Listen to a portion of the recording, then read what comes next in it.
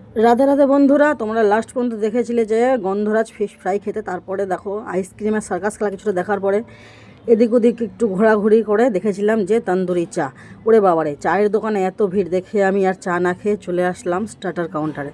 এখানে ছিল নানান রকমের কাবাব। তো দেখো, সবুজ কাবাব, হলুদ কাবাব, সাদা কাবাব। ওরে বাবারে, সে যে কী নাম বলছে ও আমার মনেও নেই। তো যাই হোক, এত দেখাদেখির পরে আমি নিয়ে নিলাম মালাই কাবাব। এটা হচ্ছিল চিকেন মালাই কাবাবের 5 পিস, দাম ছিল 150 টাকা। তো 150 টাকা দিয়ে এই 5 পিস মাংস কিনে জাস্ট ওখানে দাঁড়িয়ে দাঁড়িয়ে একটু খেয়ে টেস্ট করে দেখলাম যে কেমন লাগে। তো মোটামুটি ভালোই ছিল খেতে। খাওয়া দাওয়া করার পরে আরও ঘোরাঘুরি করেছি, আরও খাওয়াখাই করেছি। তো এই ভিডিওগুলো দেখার জন্য অবশ্যই তোমাকে আমার চ্যানেলটিকে ফলো করে আমার পাশে থাকতে হবে। আর ভিডিও ভালো লাগলে অবশ্যই লাইক, কমেন্ট, শেয়ার করবে। তো দেখো, মালাই কাবাব নিয়ে নিয়েছি আর খেতে থাকছি। তারপরে আরও কী কী খেয়েছি জানার জন্য অবশ্যই আমার ভিডিও দেখে আমার পাশে থেকো তোমরা।